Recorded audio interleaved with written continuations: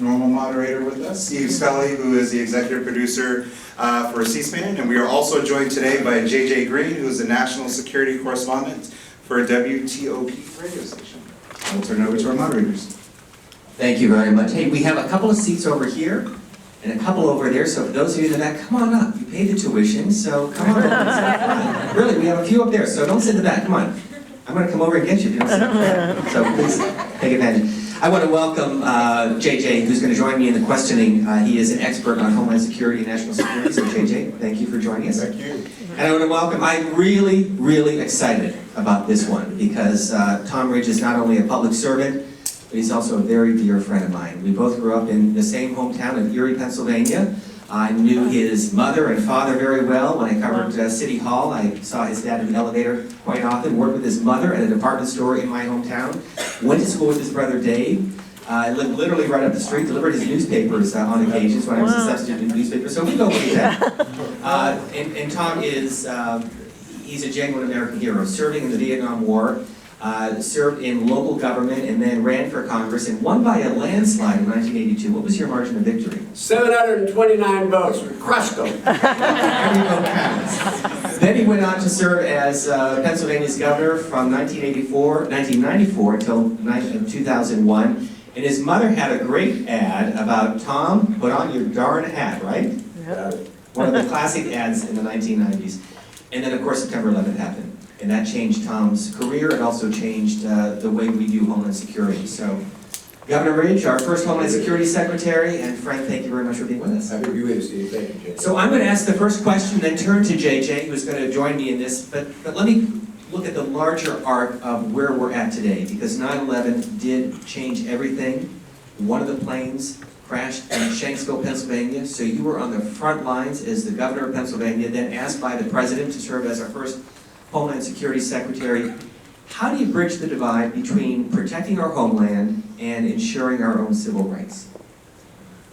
Well, I think that's a great way to start this conversation. First of all, before I try to answer that question, it's very seminal to today, tomorrow, and the future. Let me congratulate all of you and thank you for taking the time to participate for the 15 weeks here. Yeah. It's a great program. I thank you for your interest in participating in the program. And a couple of quick thoughts, if I might, before I forget. Politics is a means to an end. You run to get elected, and then you run to win, and then you win to serve. So politics is a means to govern. Governing is about tomorrow. What do the policymakers, local, state, or federal government do today that affect tomorrow? You have more tomorrows than we do. That's a fact of life. It's chronological and it's accurate. So if nothing else from your experience here, and it'll probably be more than that, I want you to remember a couple of things. And if you don't remember anything else I say, is that you have more vested in the governing at the local, state, and national level than we do, because you'll have more tomorrows than we'll have. So I just hope, if nothing else, you stay as an engaged citizen. You pay attention to the local ballots and the state ballots and the federal ballots. And if you choose a public service career to make a difference, you also don't have to be an elected official. You know, the environmental agencies can use good biologists and chemists. If you're a lawyer, we need good lawyering inside. So I just love to say that because I think it's really important. If I hit the lottery, I'm going to start the American Association of Young People. Because you have a lot of tomorrows, and you have a vested interest in where America goes. So I hope you do that. And the other thing I want to ask you to demand of your public servants is civility. It's crass. It's mean-spirited. And if you get a chance, if you see something you don't like, hear something you don't like, drop somebody a note. Pick up the phone and call the chief of staff. There's ways we can conduct business in America, and we have to be far more civil in our relationship with one another. I speak from experience. My dad was a Democrat, my mother was a Republican. We talked government politics all the time, and we decided early on neither side has all the answers. And compromise should not be a word of attack. But more importantly, civility. I'm done. Now, that's a great question. Great question. Great question. Well, every day, ladies and gentlemen, when I was in the White House, I started the day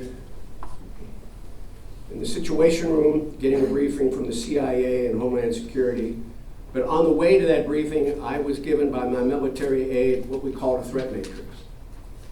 And some days it was a couple pages, some days it was a couple dozen pages. And it was just related to the threat of terrorism, either against American interest here or abroad. So you work your way through that, and that was part of the basis of the conversation I had every day with President Bush and everybody else that we met around 7:30 in the Oval Office. I will tell you this. I don't believe there's any threat confronting the United States of America that is so serious. I can't envision a threat where we as a country even think about sacrificing liberties and constitutional freedoms in order to keep us more secure. You can just, I'm sorry we called it a war on terror, if that's what we're focused on. Terrorism is a tactic. What we're against is a battle of ideas. And I met Benazir Bhutto about a year before she was assassinated, and she was referring to democracy, but she said, you can exile a man, but not an idea. You can imprison a man, but not an idea. You can kill a man, but not an idea. And she was referring to democracy. Well, the same thing goes with those who have embraced this perverted interpretation, one of the greatest religions in the Quran and one of the greatest and broadest religions in the world. So, is there a threat? Yes, there is. It is a global threat? Yes, it is. Is it a permanent threat? Yes, it is. But there's nothing in that threat that I've ever seen that even suggests that we start compromising those basic liberties and freedoms that are enshrined in the Constitution of the United States. You don't surrender those liberties. And I'll put it in perspective, although it's serious. We got to try to take away the ISIS and get them out, but they'll move someplace else. And we saw in 9/11, sorry for the long answer, but you saw in 9/11, small group of people, well organized, can wreak havoc. But we've demonstrated we're pretty resilient. After hundreds of billions of dollars of losses and 3,000 lives, we can deal with this. We can deal with it. But I just don't think that we ever want to surrender those constitutional liberties. And if they want information about me, get a search warrant. I don't even think that the government ought to have metadata. They shouldn't know who I've emailed or who I've talked to. Notwithstanding there's no content in it, that's none of your business. If you think I'm a terrorist, get a warrant. And then go to the telecom or go to the source to get that information. That's Tom Ridge's opinion. You don't ever sacrifice that. Let me put it in perspective. In 2015, in the United States of America, more people died of opioid overdose than died of violent gun action. Between the two of them, there were probably 80,000 deaths. And in 2015, there were a couple incidents in America where terrorists struck and we lost some of our fellow citizens. Let's dial it down, let's put it in perspective, let's accept the risk, it's global, it's permanent, let's deal with it in a rational way, but in the process, you don't surrender your liberty in order to be more secure. It's still the most secure country in the world. Sorry. Fascinating answer. Let me turn to J.J. Green. J.J. Great answer, Governor. Steve, thank you for the invitation to the Washington Center. Thanks for having me. Good morning to all of you. Best of luck and all the success to all of you as you move through this wonderful opportunity. Governor, I want to get to a point where we drill down just a little bit about something you talked about not ever surrendering, specifically as it relates to terrorism today. Back in, I think it was 2005 or 2006, you had to deal with something called the transatlantic liquids plot. There was a plot by terrorist groups that was designed to use liquids to bring down several jetliners that were traveling transatlantic to the U.S. and other places. The intelligence community, through that matrix you talked about, picked it up, got ahead of it, and dealt with it. We find ourselves 11 years later dealing with the same thing. Essentially, the scenario is one in which the terrorists took something off the shelf. They're modifying it, the organizations, it doesn't matter who it is. It's something that existed already, they're modifying it, which suggests that they clearly evolved. Right? They've evolved to the point where now they're working the same idea. Not only is it airplanes, I realized yesterday, Eurostar in Europe, the train from Belgium to the UK was essentially, well, they banned liquids on the Eurostar because of word concerning a terrorist plot to use liquids on a train. So it could expand to trains here. So the question I want to ask you specifically about that is evolution. The evolution of terrorism, the evolution of the thought process, these people involved. What must U.S. authorities and organizations and agencies do to evolve along with them adequately? Where do you start that evolution process? I'll tell you what, I think it's a great question, because in your question there's something that I think everybody in the audience should understand. Whether it's global terrorism, or maybe we'll get into the global digital ecosystem, those who abuse the internet and the like, which is also a permanent challenge that we're going to have. The actors, be they terrorists or the hackers, be it nation state or criminal organizations and the like, there are two things we need to know about them. They adapt, to your point, and make no mistake about it. You have to be careful you don't fight the last war, because they're thinking about the new way to bring their assault on our values and assault against our citizens. So they're constantly thinking of different ways to take their death and destruction, primarily to democracies, although, by the way, they've killed more Muslims than non-Muslims in this effort, so we've got to remember that. But the same thing with hackers. They're sophisticated, they're well-financed, and both of those groups, either the terrorists or the hackers, look, everybody here probably, most of you are on a watch, right? America, we're kind of in a rush. We got just-in-time laundries and fast foods and drive up to the window, get our groceries. We're in a rush. We have watches. They have time. Their mentality is a lot different than ours in the West. So I think what we need to understand, again, these are risks you can manage, and I think it's a great question. But our leaders in the intelligence community and those on the front lines of combating terrorism will be the first to tell you, whether it's a digital hacker or whether it's a terrorist attack, a physical attack, those who would do us harm constantly evolve and change their ways. And that's why a strong intelligence community, a strong military is critically important in both environments. So the message I hear you saying is that we need to slow down a bit and think more deliberately about situations and scenarios, but at the same time, the pace of change is continuing to speed up. Moore's Law says it should be something like, what, every 18 months that technology turns over, but I don't know, the last time I checked, there were new apps and new platforms and all that stuff coming out every few months, sometimes every few weeks. So how do you manage that?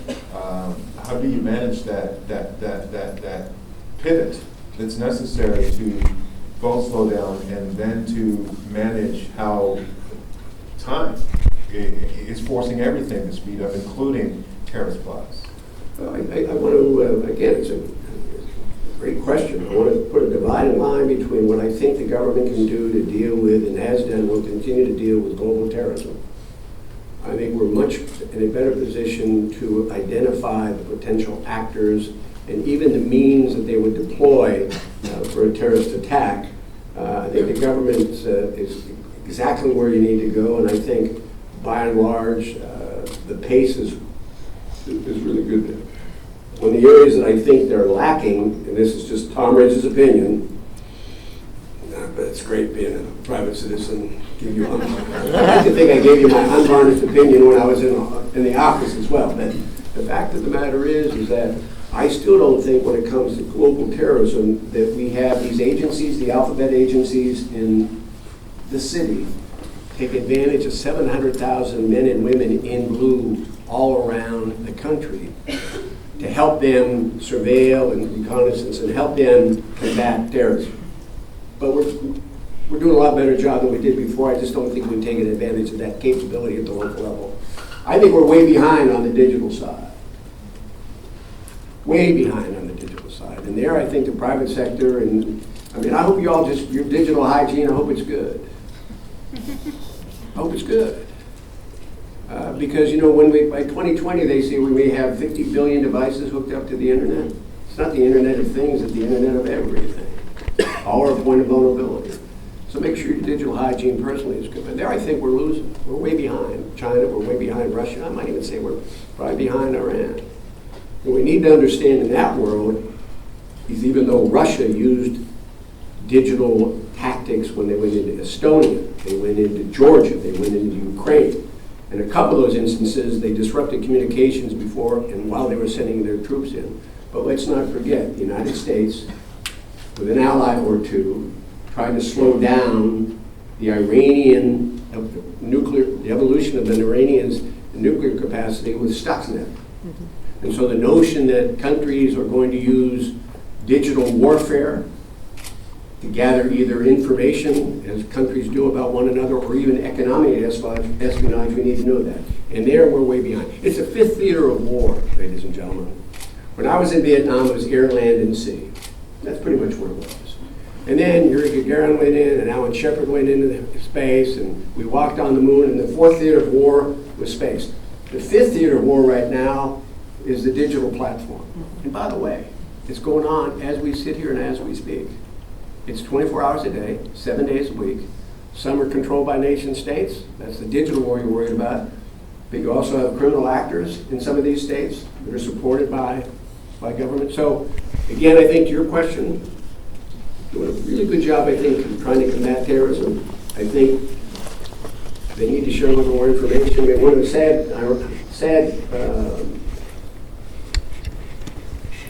I'll just say this.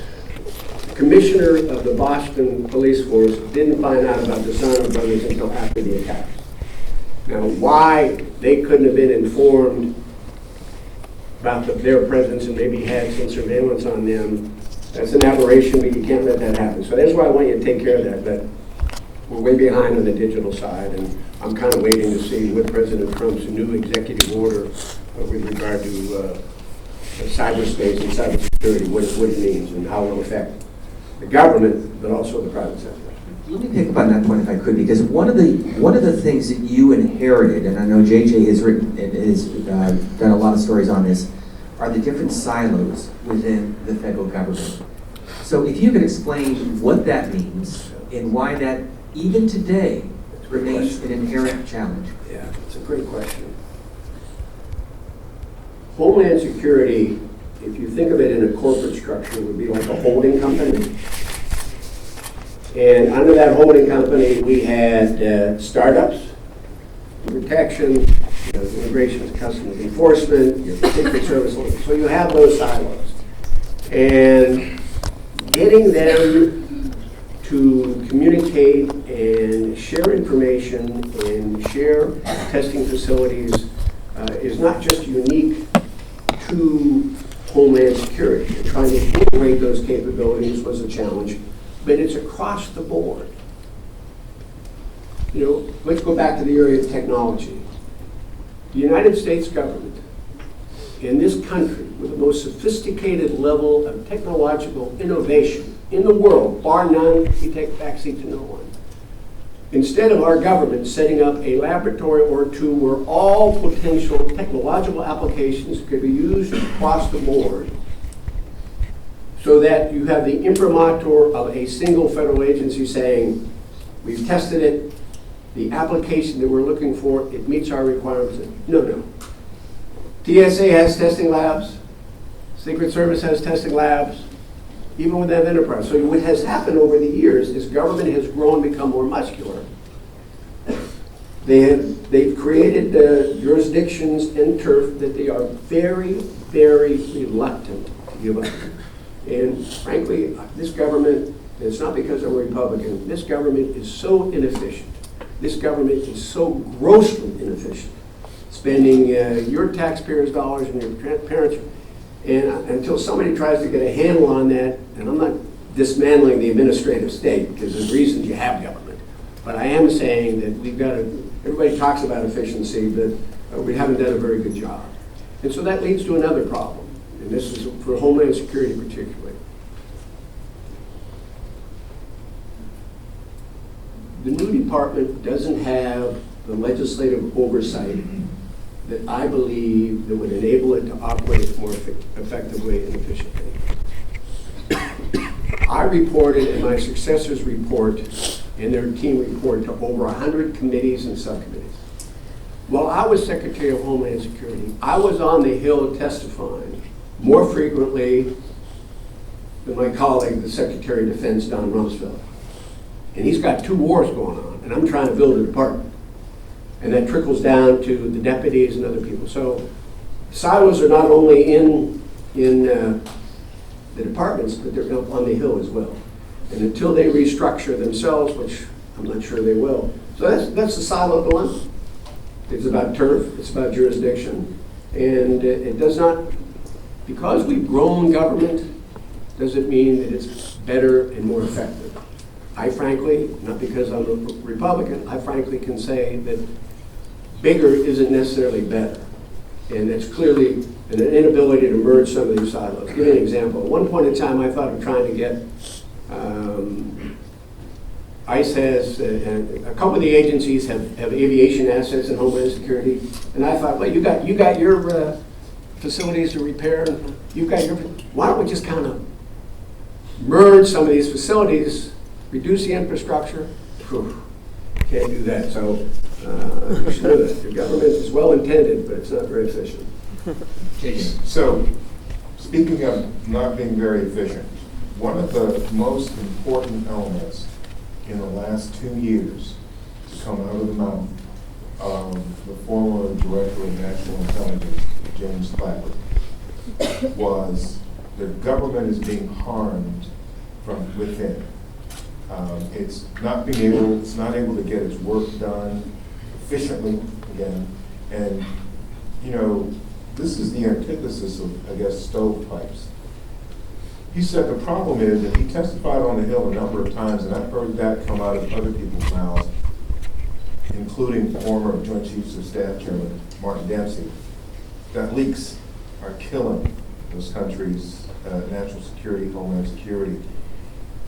And leaks, let's face it, have been around forever. I mean, you know, we know that.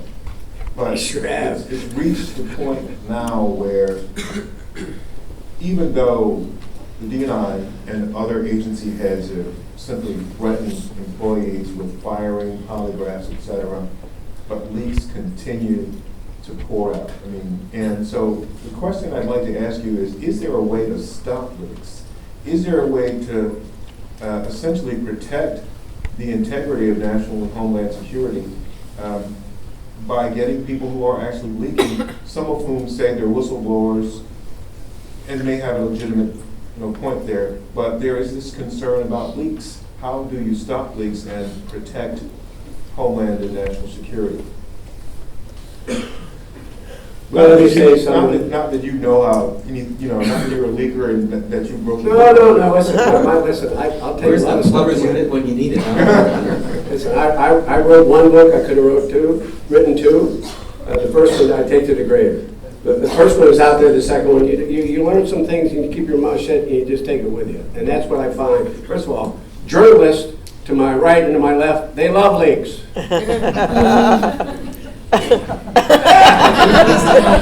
Well, And they want to get the scoop. So tell us about your second book. Nice try. And those of us in government don't. I think it's a wonderful question. And I don't think you're ever going to eliminate leaks. It's a hazard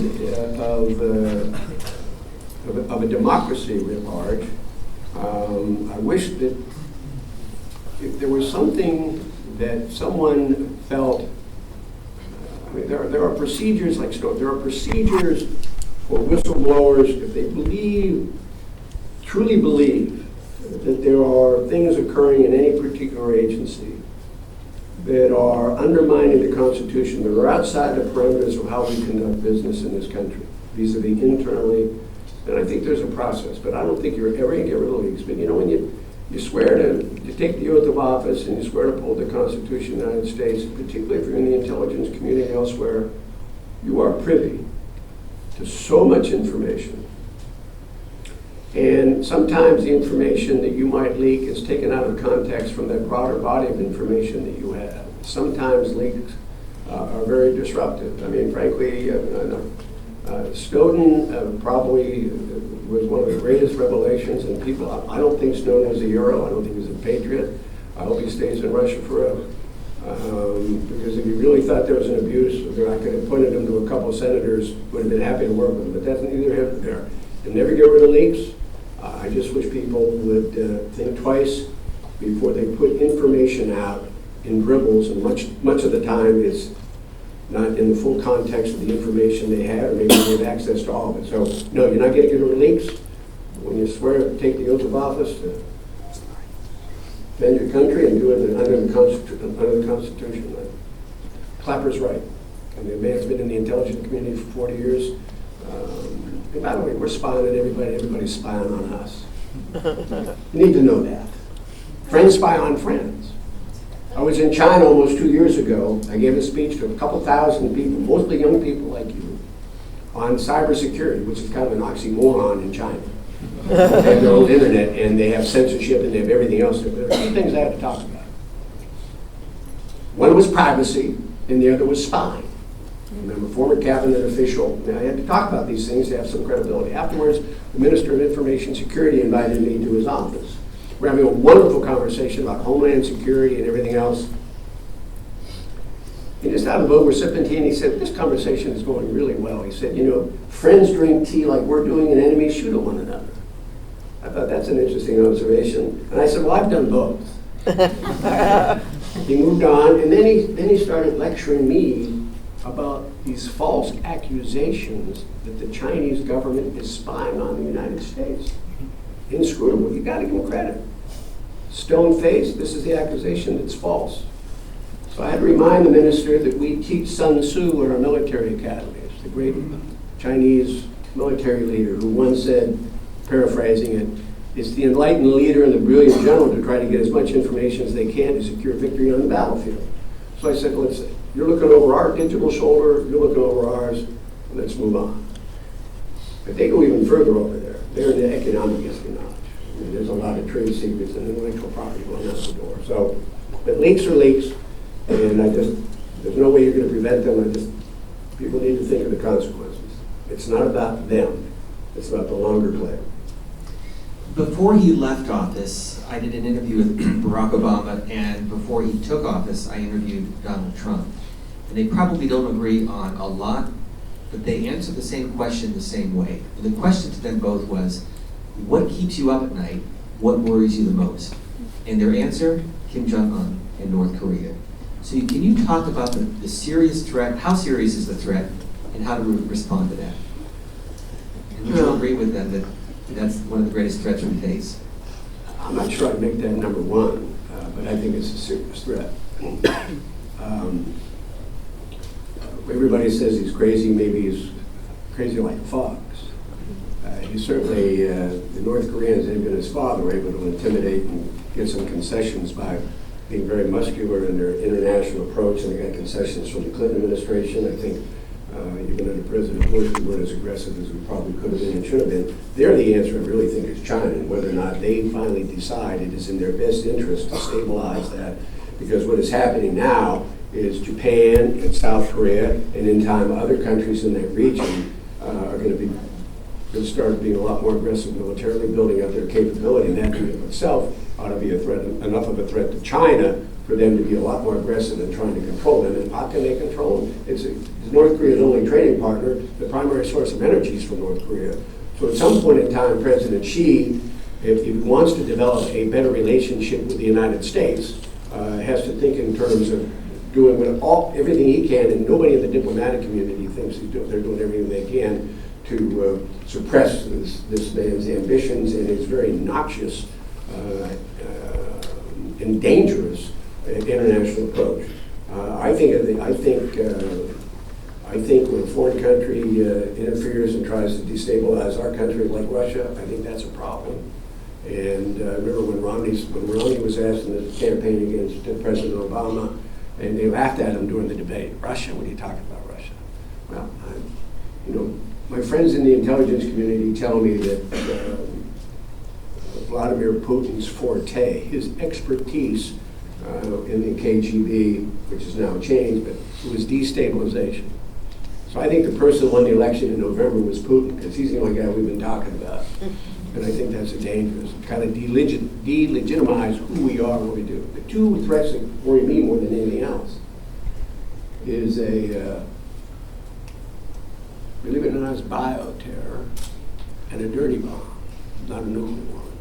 I've had the pleasure of working with Senator Joe Lieberman, who I think is a great patriot, great man, with a panel for 2 years looking at our biodefense capabilities. And we are not prepared with Mother Nature or terrorists with us. And the other one, you know, there's so much expended uranium out there, a couple of dirty bombs in a couple of places would have a psychological impact that would be far, far disproportionate to the actual casualties that we call, and even the economic disruption for which it might be responsible. JJ. Yeah, Mr. Secretary, I know that in talking about what the main threats are, most of the time when you ask any sitting or former Homeland Security Secretary or CIA Director or FBI Director, they'll say that there are multiple. But it all seems to come back to the vulnerability of what we don't know about. They all mention that when you ask them what keeps them up, it's usually what they don't know about. But you've been involved pretty specifically for the last few months in an effort that is designed to get after some of these packages that come into the U.S. through the postal system that most of us don't really think about. That we go to the mailbox every day, pull up whatever's in there, open it up, and you know, there is a way in which that whole system can be exploited, and you've been involved pretty heavily in a plan to secure that. So I wonder if you could tell us where you stand on that. Thank you for that. It's a very interesting challenge we have. Right after 9/11, the Congress of the United States said to everybody in the world, in the global community, if you're going to send something to the United States in a package through UPS, DHL, FedEx, and these express carriers, you have to provide electronic data, electronic information, so that based on algorithms that we have built in time, where it's from, address, to who's going, what are the contents, what's the weight, it gives them a way to select suspicious packages and pull them out and open them up. Relevant, remember there was explosives inside a cartridge container. It was out of this. Yeah, okay. And they pulled it, and they found that because of the inspection. What Congress didn't do is say to foreign postal services, if through your domestic postal service you're sending packages to the United States, you are obliged to send the same kind of information as you would be obliged to send if you're going through an express carrier. It's a huge loophole. You saw last week, there were bombs in packages out of Greece that went to the IMF and went to France. Little packages, bomb, okay. What is also very important is that we probably lose about $1 billion worth of tariff revenue because they can avoid tariffs by sending some of these goods in. The bigger problem right now, I think, for the United States is the opioid connection. Fentanyl you can go to the dark web and order from some of these chemical manufacturers, primarily in China, fentanyl. God forbid you ever come exposed to it. It's more lethal than heroin. A grain or two of fentanyl, if ingested, you're not going to have time to write your will. So what we're trying to do is to say to the foreign postal carriers, and there's a piece of legislation that I think has bipartisan support on the Hill, which would be unique given everything else that's going on. Both Republicans and Democrats in both chambers seem to support it. And even President Trump in New Hampshire said we've got to close that loophole. And so that's one of the things that we're working on. And so whether you're sending a package bomb, you're sending opioids, or you're sending goods that otherwise you'd have to pay a tariff if you disclosed it, there are 3 reasons I think we need to close that loophole. And the president's talked about it, and hopefully he gets up to his desk. Okay, let me just ask something a little bit harder edge now. We wanted to cover a couple things, a range of things, but I don't like hard edge questions. yes, you do. You're very good at answering. I've seen By the way, that. this is an incredible conversation. I got to thank both of you, but Tom, this is amazing. Go ahead. Yeah, no, I recall, the first time I asked you a question, it was over at the Reagan Center, and this was probably '05 or '06, and you turned and looked at me and you said, that's a really hard question. And then you turned around and you just gave a brilliant answer. So you just have that legacy. Once a year. 11 years later. Now, the intelligence community, on more than one occasion, the reputation has been questioned by leadership in this country on a number of occasions. Yes. And I'm not here to judge. I'm not here to say anything else other than it happened. And I want to know from you, as somebody who's been in your career and a very key integral member of the intelligence community, how that plays, how you get past that, if you can get past that, because I don't know that whole thing has been, shall we say, addressed appropriately. So how does the intelligence community put it behind them and go to work and do what they're supposed to do?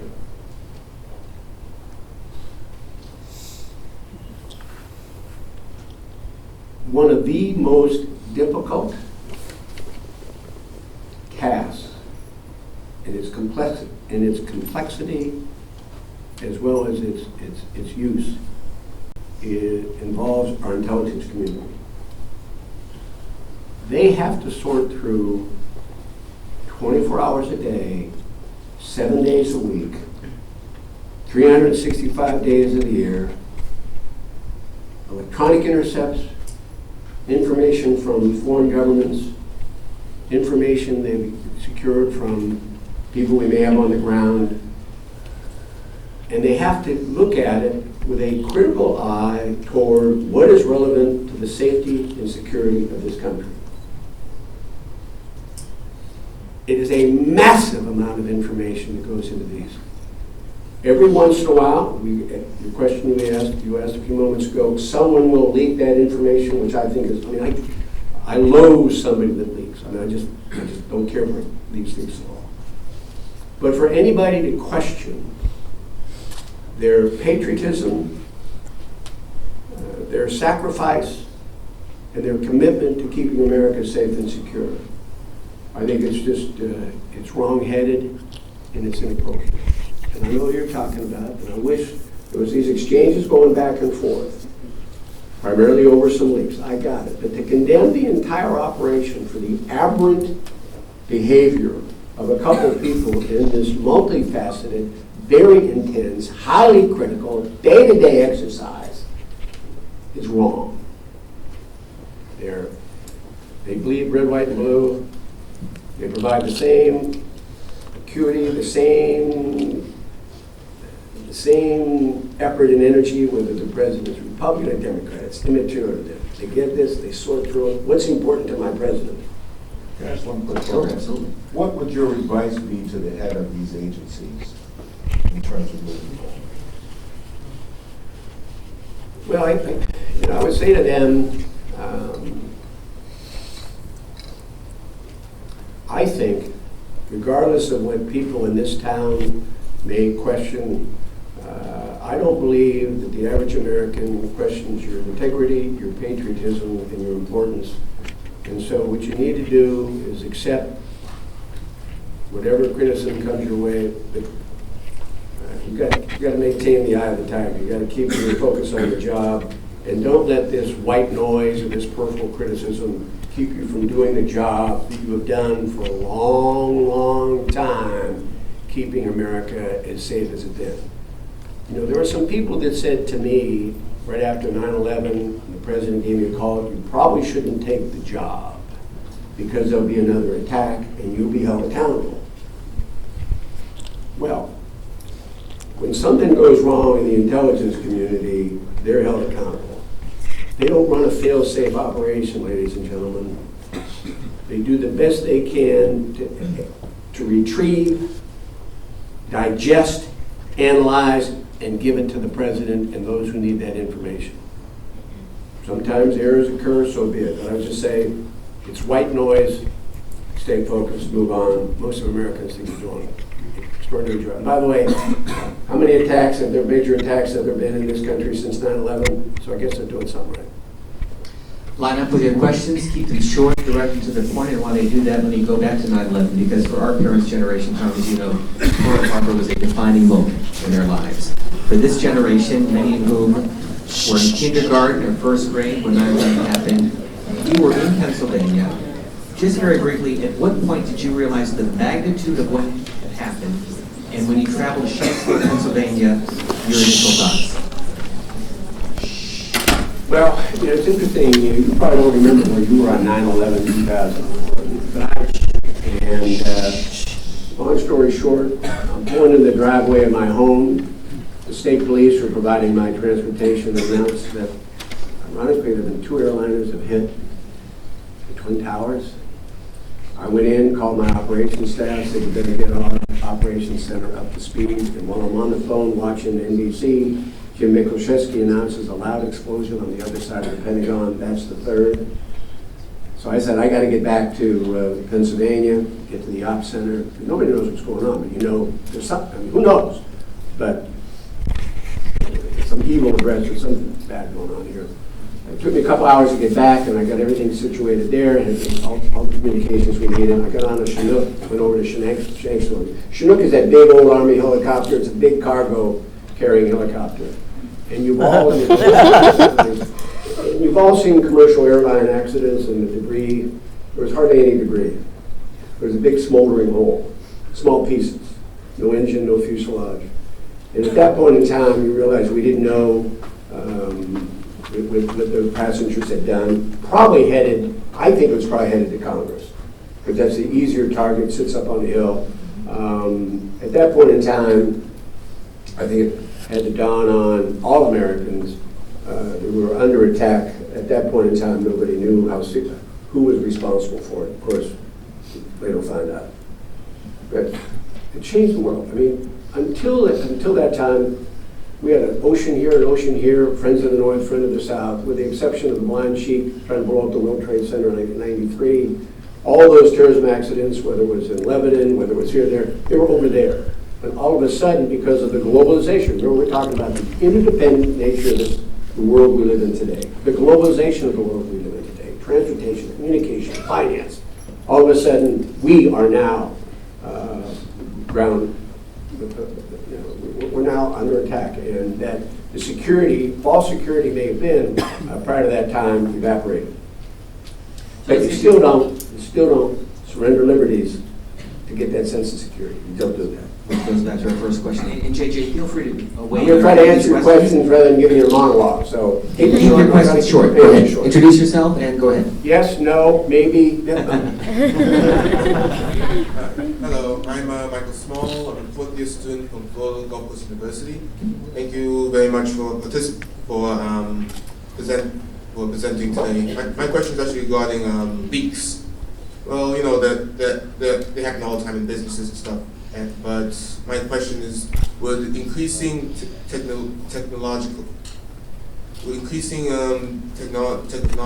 in terms of government security reduce the amount of leaks, or would it increase it even more? Thank you. I think it's a great question. I think if I understood your question, I think there is technology.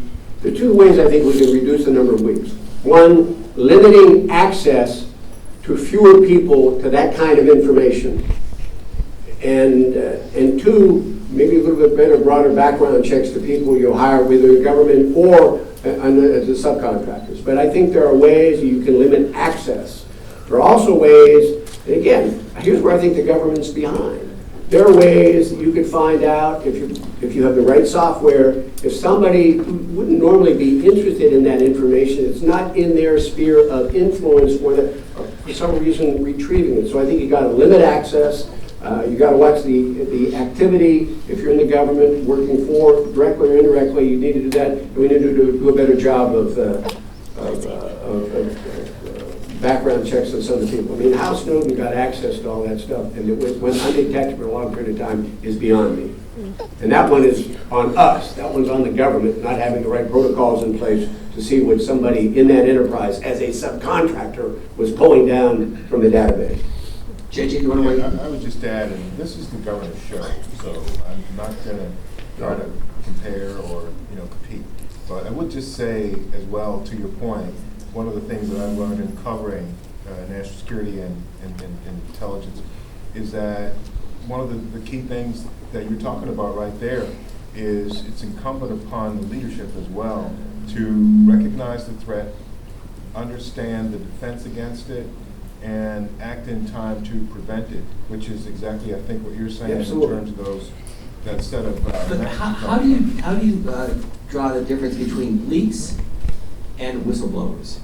Because there is a difference in some cases. Well, I guess it's like beauty. Eyes of the beholder. But if I am, I get it. If I'm a patriot, I've got this notion of what the Constitution stands for, and I think for whatever reason my department or agency has gone outside the rule of law, doing something inconsistent with the laws I know or my interpretation of the Constitution, I might have a legitimate concern, and I've got to believe that the first thing you got to do is see how your superiors respond to it, and if not, there are plenty of ways. And there's plenty of whistleblower protection out there that can enable you to go to somebody outside that department. That's a great question. Sometimes it's so dramatic I got to take it public. Well, I don't know. If it's that dramatic and that important, do you want to undermine the integrity of the entire operation, or do you want to try to address that piece of the operation that you find objectionable or unconstitutional? It's all in your own individual assessment. But giving broad-based access, I mean, Chinese have 20 million records from OPM, mine included. When I was over there, I wanted yours too. I wanted to ask for my file back, but I didn't have the courage. And there was a gross, I mean, that was just, there's technology to answer that gentleman's question that can help reduce the access to that information. Thank you for the question. Let's go over here. Very nice tie, by the way.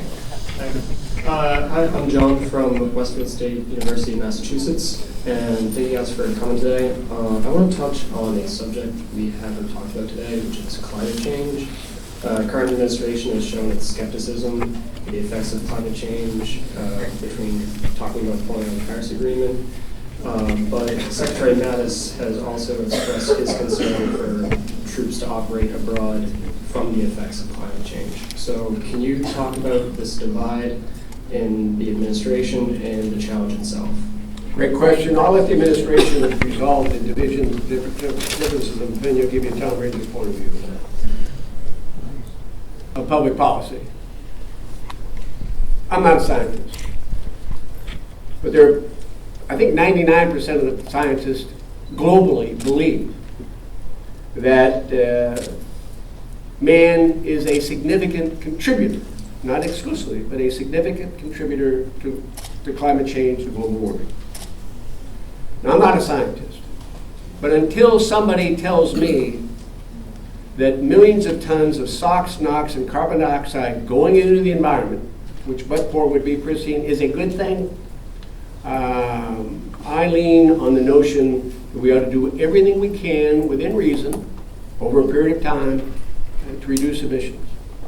And I'm going to let and if we don't like the Paris Accord or the Kyoto Agreement, what do we like? And I think backing away from the notion that man-made pollution is in part responsible for climate change is a serious public policy mistake, particularly since it flies in the face. I know there's some deniers, but it flies in the face of science that I would otherwise consider as credible and actionable. All right? Thank you for the question. I'll borrow that. Great question. Yes, sir. Hi, my name's Tyler Farley. I go to UMass Lowell. My question is, Donald Trump evoked a lot of threats to our safety from immigration and terrorism during the campaign last year. And as we've seen in the first few months, he's tried to address that through his travel ban executive order and harsher immigration enforcement. Do you think these are the right tools or actions to address these threats, or do you think he should go another way? Well, let's face it, the first rollout, the first ban was not only a public relations disaster, but it was poorly written. So maybe got some new attorneys, and maybe got a better communication. For my judgment, the new president or any president under this environment could have said, and I would have embraced the notion that we need to, let's take a look at our vetting process writ large. By the way, it's pretty deep. It's pretty, from those countries, it's always been. Since 9/11, the vetting process from those countries has been pretty deep. You know, I am one of those who would say I have no objection to going back and making sure that those who do the interviews and the embassies and the consular offices will do everything they can. But and I think it's only for 60 or 90 days. I'm more interested in seeing what the response is 90 days from now than I am a momentary pause to vet. But I think there's been a public relations disaster that will be for a long time. The other thing they better be careful is that there have been no terrorist attack in the United States that has been publicized that has come as a result of a refugee being admitted. They've all been Americans who may have had their roots in that part of the world, but they haven't been political refugees. So I think you have to be careful how you tread down that. And by the way, I don't like walls.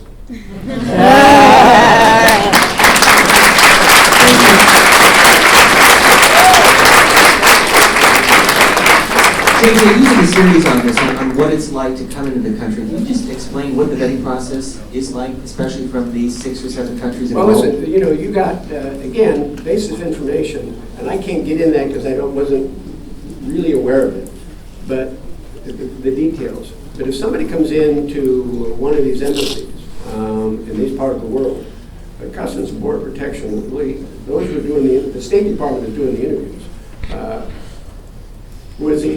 They've got their own database of connections. What's the family? Are there any, they work with to the extent there's a local intelligence capability. I mean, they just don't willy-nilly stamp accepted and give you the visa. It's a fairly intense process, and I suspect that maybe they can go deeper. And I'm not going to tell you the particulars because I don't know, Steve. Sure. But I know that in a post-9/11 world, from Saudi Arabia and other places around that, it was more and more difficult to get visas. More and more difficult to get visas. It's okay. Do the vetting, but also remember, since 9/11 in the United States of America, there have been 5 or 6 attacks, which we consider to be terrorism attacks, and with no exception that I'm aware of, they all were done by American citizens. JJ, you're shaking your head. So just, you know, to quickly weigh in a little bit on this, from a reporter's point of view, as national security reporting, one of the things that I've learned in the last few years, and certainly in the last few months as it relates to immigration, terrorist groups use that as a propaganda tool. Absolutely. The position of the U.S. and other countries, you know, in monitoring the stuff that they put out, ISIS and Al-Qaeda and the Taliban and all these other groups, I spend a significant amount of time every single day checking out what it is they're putting out. A large portion of what they put out is designed to inflame people over the question of immigration. And so what the people that I'm talking to in terms of, you know, intelligence, security, and foreign policy people are concerned, they're very worried that we need to, not just here, but everywhere, be very careful about our posture, positions, and policies when it comes to immigration because of the impact that it can have on creating more terrorism, more problems, and more trouble that don't exist. So that's what I'm learning from the work that I've been doing on that. Thank you for that. You're next. Hi, I'm Sarah Clancy. I go to Assumption College in Worcester, Mass. My question is for both of you. What do you think the proper response should be, whether that's from the governor and just the public in general, to handle the Trump administration's connections to Russia, especially now after Flynn's request for immunity if he complies with the Well, I think Thank you, comrade. I understood your question. What should the public response be? Is this going on? I think, frankly, I want everybody in the media to dial it down. I'm tired of listening to interviews with Adam Schiff and Nunes. There are 2 sources. I think their House can't possibly have a credible investigation. It may, but the perception that it's not objective would be there. I think we ought to let the FBI get on with it. I think we ought to let the Senate get on with it. And the rest of the country ought to get on with the business of whatever that personal or business interest is. And the government and Congress ought to get on to the business of governing and let the FBI and let the Senate do their business, period. Thank you for the question. By the way, I mean, it just shows you what Putin was able to do that. And he plays chess, and sometimes I wonder if we're playing checkers or tiddlywinks. But he is he has disrupted the system, and it's a legitimate investigation for legitimate purposes. Let's let it play out. Let's not run to judgment. Have you ever met Putin, by the way? No. Okay. JJ. Can I just throw out a few metrics in terms of what it is that this whole information warfare campaign is based on? You talked earlier, Governor, quite eloquently about Estonia, Georgia. And what a lot of people haven't realized is that this is $1 billion operation that the Russians have been engaged in, and it didn't start last year to attack the U.S. This was something that has its roots in many years ago in the Cold War. Back in 1961, Checkpoint Charlie, when the Russian troops showed up at the gate, and they showed up with tanks with no markings on it. They showed up in uniforms with no markings on it. Fast forward to 2014, or was it 14, the invasion of Ukraine, the little green men, no markings. The aircraft, the tanks, no markings. This was straight out of Nikita Khrushchev's book. Vladimir Putin took it out of that book, recognizing that we have to take this opportunity to pull something again, just like the terrorists did, off the shelf, modernize it, and use it again. So then when you look at Estonia, look at Georgia, 2 days before the invasion of Georgia, Georgia's government websites got hacked. Their bank account, for instance, specifically that was used to finance their commercial satellites, was drained of all of the money. So when the invasion started, they had no eyes. They knew how to do that because they had essentially information, a program that they've been working on for decades. How to do this, how to do that, how to make it work in this info warfare campaign. So then when we got to Ukraine, we got to the U.S., we're looking at Brexit as well. This information warfare campaign was used in that scenario as well. It's being used in France and being used in Germany. Now, this scenario with Russia is not something that is just going to go away because it didn't just pop up overnight. This is something that's been active for many, many years. And the reality of it right now is that, and I think the U.S. is taking this, Congress, at least some members of Congress, and the intelligence community is taking this very seriously. We have to figure out how to catch up, to get ahead, and stay ahead of them on this, because that's essentially what's happening. Many people feel in the reporting I've done that we got caught asleep at the switch. Yeah, two quick thoughts if I might. In the digital world, we have now the technology where we can do a better job of attributing the attack. We do a better job of identifying, but how do you hold that person accountable? It's a lot easier in the digital world to play offense than it is defense. And I think our country's got to move to a lot more aggressive offensive capacity.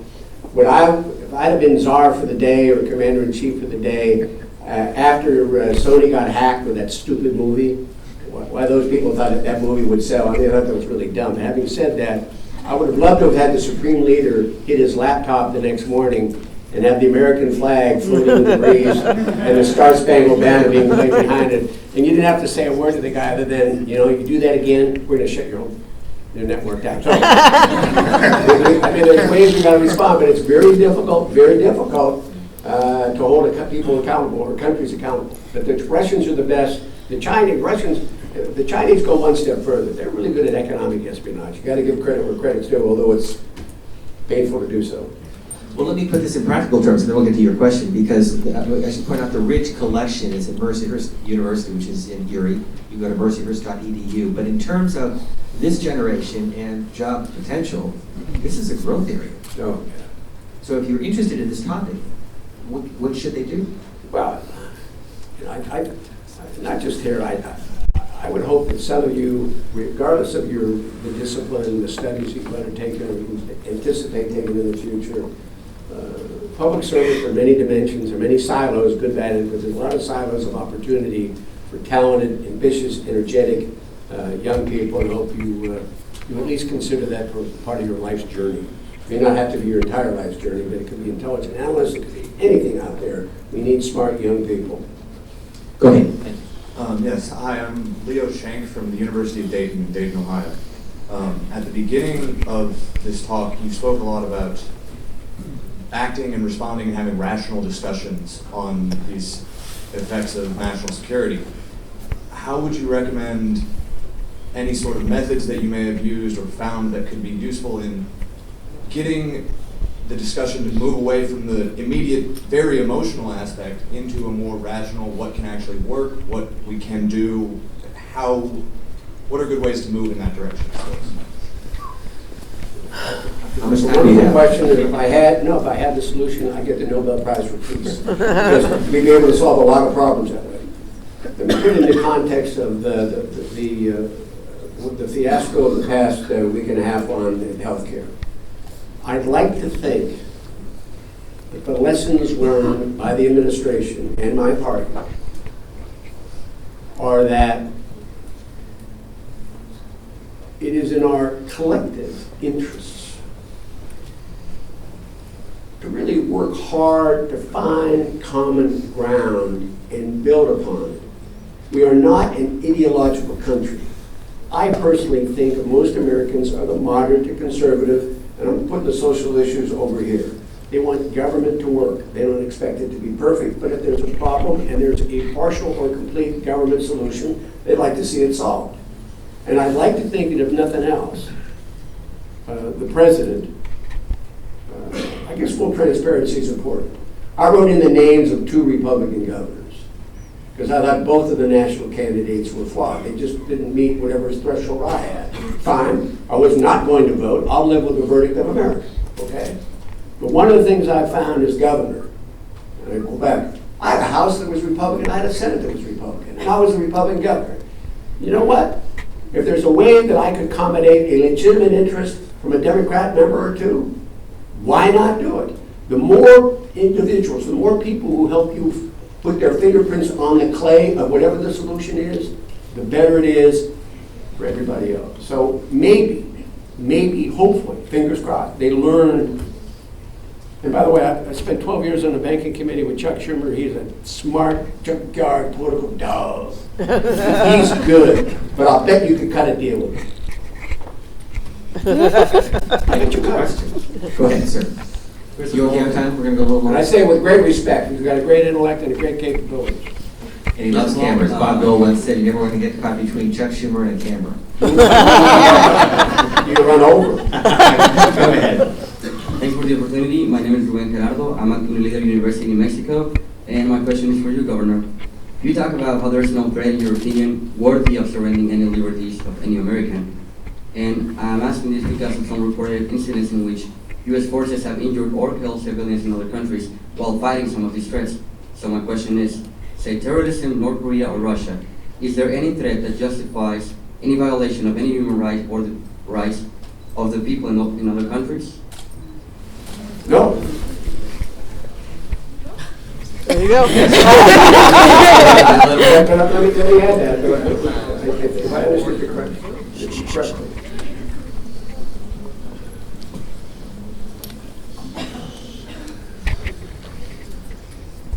If you're talking about torture as a means of securing information, it's wrong. We shouldn't do it. Or bombing in hospitals in Syria? Well, let's be real careful here before you jump to conclusions.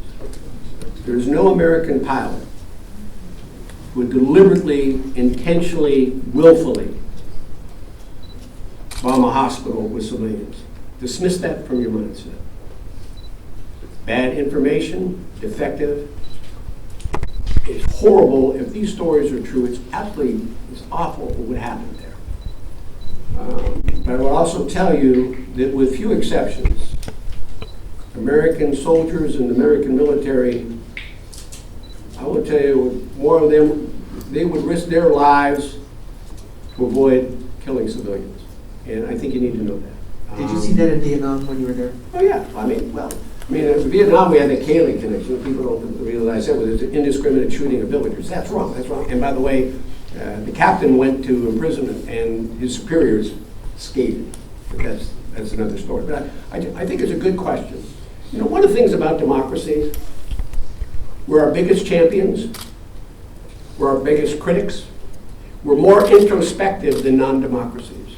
Because when something like this happens, we elevate it, and people know about it, question it, as we should in democracy, and hopefully because somebody like you is sensitive to the impact, because there is a global public relations impact, and we have to try to yourself, how did it happen? Why did it happen?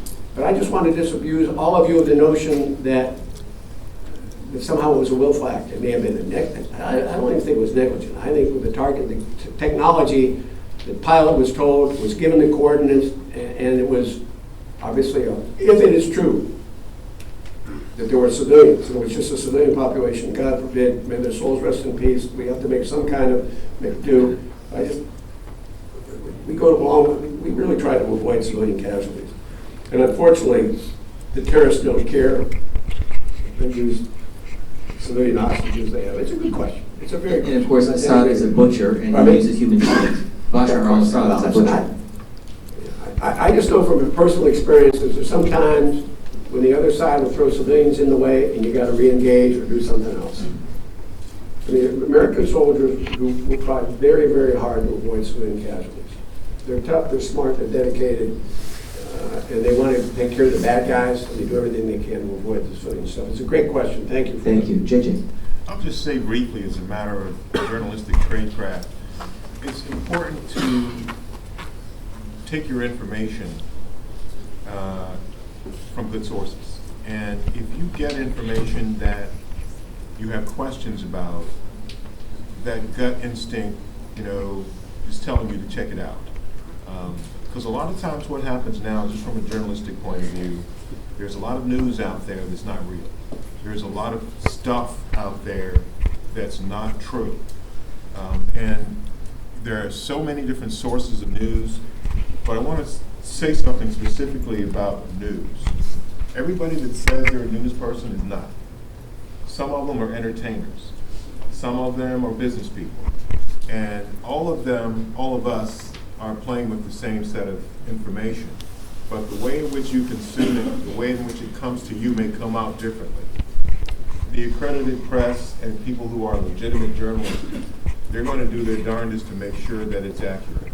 But quite often, and I would have to say this happens more often than normal now, more often than it used to, you find people playing very reckless with facts.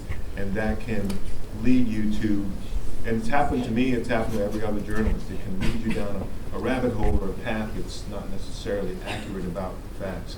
So when it comes to this whole business about Syria and so many other things, your question was excellent. There's some truth to whether or not,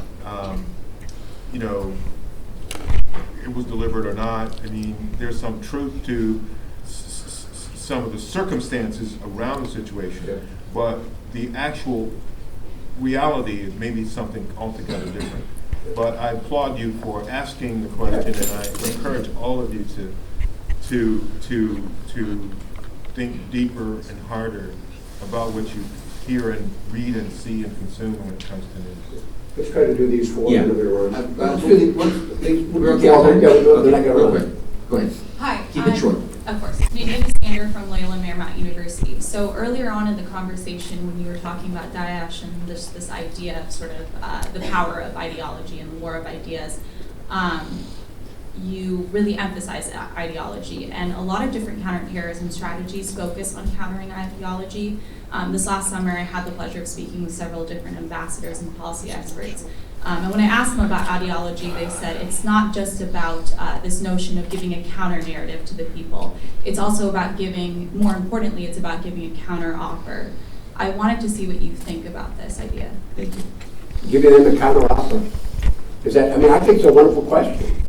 Because that's why I think that America's ability to project itself, not just militarily and diplomatically, but with a soft power of helping countries and regions meet their basic human needs, something that the terrorists aren't going to do or haven't done.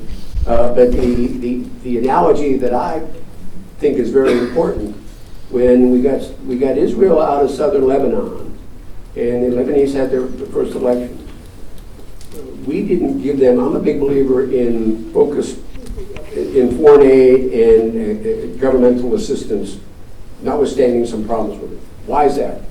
Because the Iranians came in and helped build schools and provide health care and jobs and the like. So they addressed some very, very real human needs. And now Hezbollah has an operational base in southern Lebanon, not necessarily because they've embraced it, but because they help meet these human needs. So that may be a little distortion of what I'm trying to tell you, but I think not only a counter-narrative, remind them that nothing in the narrative of ISIS and Al-Qaeda, nothing in that narrative addresses their ability to live a life, an educated life, a life with health care. There's nothing that addresses basic human needs. They want a caliphate. And they haven't demonstrated that it's better than what we can offer. So it's not just the conversation about what democracy does, because in a lot of parts of the world, democracy means nothing yet. Although I think most people would rather choose their leaders than be told who they are. But I think the counter-narrative also has to involve reaching out and demonstrating in a real human way that democracy, or at least an anti-terrorist approach addressing human needs, has to be part of the narrative. Let's take 2 more questions, sorry, because we are short on time. Go ahead. My name's Austin Mix, and I'm from Furman University. Director Comey, in a recent INSA dinner that I attended, talked about how Americans need to reestablish what they consider to be privacy. Due to the amount of information out there on all of us on the internet, what is your opinion on the balance between privacy and security in this realm? Well, I'm going to ask you this. How many of you, before you click on, it says, have you read the terms of service and privacy requirements and hit agree? Raise your hand if you read that every time you get into it. So I think it's a really fundamental question I think we as a country are going to have to figure out. You get on, these ISPs, you get on the network to do research, you surrender that privacy. And I'm very uncomfortable with it. And I think it's a conversation that we all need to have, and we need to be somewhat more introspective. Maybe it's just because I'm an old guy. You share so much information about yourself out there. It's incredible to me why you do that. I mean, I don't know why. I don't know why you do that, but you do it. It's culture. I got it. My kids do it all the time. I mean, my goodness gracious, I got all that. But I think I don't have a good answer to that question. But I think in the digital forevermore, there's going to be more and more information about you. So I think we need to have a public conversation and then do something. It's not like the data is not going to exist. There's going to be more and more and more data because of the interconnection and the interdependency. The environment's going to be better. Healthcare is going to be better. Companies may be more efficient. It's a very good thing. So we're not going to constrain the data. Who has access to that information?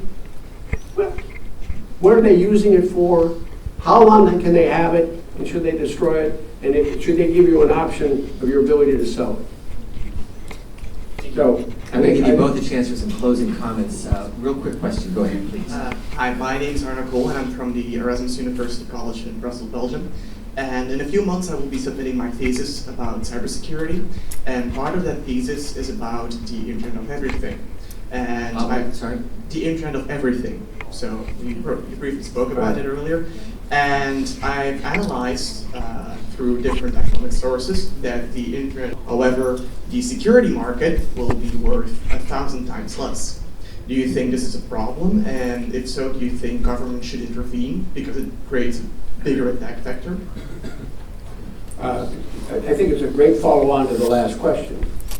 The world never wants to stop encouraging itself to be innovative and creative. And we always have to accept the notion that many of the innovations help us become, hopefully, safer, more. Something about you. Give you a good example. Sorry, wrong with it. Go ahead. A couple years ago, I gave a commencement speech at a law school, and one of the students gave me 4 books. I loved the books, but here's the story. I filled out a form, a basic form with some basic information: age, gender, likes, dislikes, 1 page, real simple. On a quarterly basis, they selected a book for me. I loved all 4. Had I walked through the store at Barnes & Noble, I would have never picked the 4 books out. That's a simple algorithm based on some preliminary, very preliminary, basic information about yours truly. You take that. I mean, people say there are algorithms out there. All they need to do is take a look at 10, 12 pieces of information that you get up to. They can probably almost identify who you are. So, in and of everything, you're going to explode. The security has to be around the data, who has access to it, for what purpose is it used. And your generation has to think long and hard about how much government and even the private sector has about you. Right now, there's something going on called, I call it behavioral, other people, it's not real, behavioral capitalism. How many times do you buy things, or at least attracted to purchase things that come up on your iPad, or when you Google something? Wonder why it's there? You've expressed an interest in that before, and you just take that on and on and on. It's like impulse buying, and they drive the impulse. So think about that privacy. So I'm going to give JJ and then Governor Ridge a chance to respond, or some final comments, but I'm going to ask a question that has absolutely nothing to do with what we talked about. How many here are golfers or have played golf? So if you played golf, you'll appreciate that. Governor Ridge, what was it like to play golf with Arnold Palmer? Lovely question. Arnold was a dear friend of mine. One of the duties of public service, you meet some very interesting people, and some of them become friends. I've made a couple of international friends as Secretary of Homeland Security, but I went in to see a man by the name of Palmer when I decided to run for governor. Arnold and I become very close friends. I will only tell you this, that the first time, and I've been through a lot of things in my life that one could say were perilous. But the first time I played golf with Arnold, you know, you got to put that tee in the ground, you got to look confident, but my hand was like this. I'm playing golf with the king. So, you know, and I wrote an op-ed after he died that they printed in the Golf Digest. I should send you a copy. I said, lessons that political figures could learn from Arnold Palmer. I spent almost 25 years with him. I saw him interact with the locker room attendants, the people that waited on tables, the people that interrupted his dinner for autographs, the CEOs and the political figures. You know what? He treated them all the same. Civility and respect. He and I had some interesting conversations about politics. So it was great to play a round of golf with him. It was even more important for me to see a man who embraced the values of decency and honor. He loved the game of golf, but he loved people. More importantly, is how he respected people. From the locker room attendant, who's going to shine his shoes when he's done, to the President of the United States. One final example. At his funeral, his grandson gave, there were 7 or 8 speakers. His grandson was phenomenal. This is Arnold.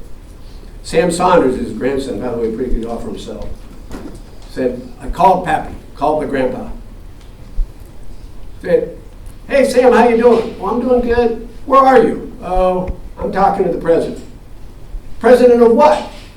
Well, the president of the United States.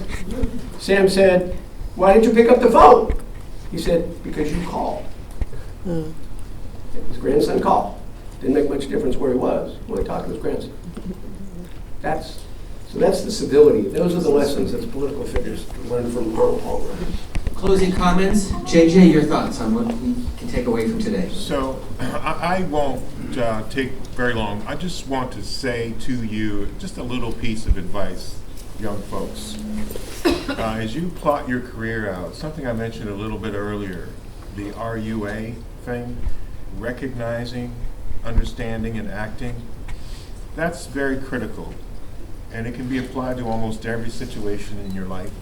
So I would leave that with you. No matter what you decide to do, what road you decide to take, where you end up, or whatever situation you end up facing, just remember that it's important to recognize your situation, understand what you need to do about it, and then to take some timely action. And I can guarantee you that you'll feel a heck of a lot better about your circumstances if you've taken a little bit of time to do that, as opposed to just rushing into anything or just kind of finding yourself caught up in something. Do that as often as possible, and I think you will probably benefit from it quite famously. Be sure to check out JJ's work at WTOP.com when you leave Washington, D.C. And if you're here, 103.5 FM, Governor Bridge, final thoughts. Yes. First of all, it's been a pleasure. The events that I enjoyed in 25 years of government politics are settings like this. I like hanging around with young, smart, energetic people. So one, I applaud you for being here and taking advantage of this unique program. Reiterate one or two additional thoughts about civility, insist on it, be an engaged citizen, if nothing else. The other thing I want you to do when you get back home, you know, a lot of things you're going to be paying attention to. But if you have the opportunity, I think sometimes we're just so Washington-centric. And it's okay. But start making a difference in your own hometown. If there's a charity that appeals to you, if there's a cause that appeals to you, America, if we're really introspective about ourselves, and I don't mean to be, sometimes we're just arrogant. We're exceptional, but we're not perfect, and democracies strive for perfection, but they'll never get there because we're never going to get there. But you can make a difference back home too. Take a charity too. I don't care whether it's Big Brothers or Sisters. Maybe it's a nursing home. Maybe it's a library. You do a lot of things in your life. I guarantee you, on an individual basis, if you take the most important thing you can give to anybody isn't the check, and may you all be successful and write big checks. The most important and most significant contribution you can give back home is your time. Pick a cause, and the rewards to you are emotional, they're psychological, and you're going to feel real good. Not in an arrogant, self-congratulatory way, but you can make a difference in other people's lives. You don't have to come to Washington, D.C. to do it. And if everybody accepted that notion, and I think that's one of the remarkable things about America, it's our heart. And you get a chance to make a difference in the lives of people or organizations back home, I think seize it, because you will make a difference and you'll feel real good about it. Other than that, I hope you all get, whether you get 6 credits or 15 credits, if I were giving you grades, you get all straight A's. Easy. I don't mark on the curve. If you're her, I don't mark on the curve. So congratulations. Thanks very much.